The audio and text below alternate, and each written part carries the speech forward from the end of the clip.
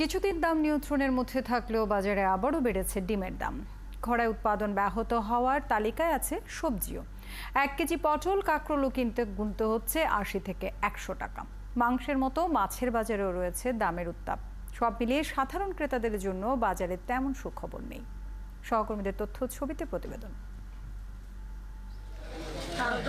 কৃষি বিপণন অধিদপ্তর গেল 15 মার্চ যে 29টি পণ্যের দাম বেঁধে দিয়েছিল তাতে একটি ডিমের খুচরা দাম নির্ধারণ করা হয়েছিল 10 টাকা 49 পয়সা।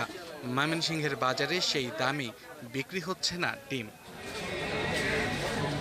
ক্রেতারা বলছেন খুচরা বাজারে এখন প্রতি পিস ডিম বিক্রি হচ্ছে 12 টাকায়, যা গত সপ্তাহের চেয়ে 3 টাকা বেশি। সেই সঙ্গে বেড়েছে সব ধরনের মুরগির দামও। আমরা গত সপ্তাহে কিনছি 40 টাকা হালি, এখন কিনতেছি 48 টাকা হালি। ব্যবসায়ীদের দাবি উৎপাদন ব্যাহত হওয়ার কারণে ডিমের দাম বেড়েছে। ডিমের দাম যে বাড়ছে, এটা আপনার ডিমের আমদানি কম।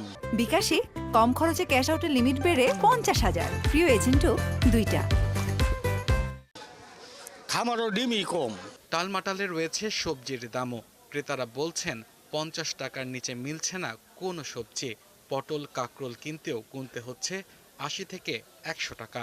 সাজনা আসছে, বরবটি, কাঁকরোল, ফুলকপি। বেগুন আসছিল 20 টাকা 30 টাকা, এখন হয়েছে 140 টাকা। আমাদের কষ্ট, আমাদের আয় তো কম, যার জন্য আমরা সীমিতভাবে খাচ্ছি আর কি। যেটা আমাদের 1 কেজির জায়গায় আমরা হয়তো আধা কেজি নিচ্ছি। কুমিল্লার বাজারে গত সপ্তাহের মতো ঊর্ধ্বমুখী মশলার দাম। নতুন করে এলাচ 1000 টাকা থেকে বেড়ে 4 থেকে 5000 টাকায় বিক্রি হচ্ছে। বাজারে এত দাম বাড়া থাকলে তো সাধারণ জনগণের অবস্থা খুব খারাপ। সাধারণ জনগণ তাদের বাজার কোনো বাজারের দাম কমছে না। স্বস্তি নেই মাছের বাজারেও।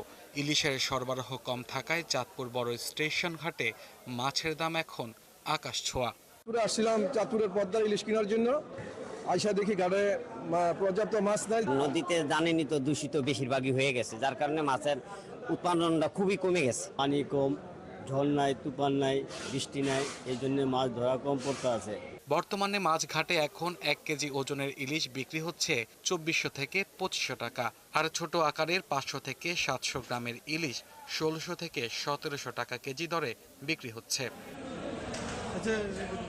আব্দুল্লাহ মামুন, 71।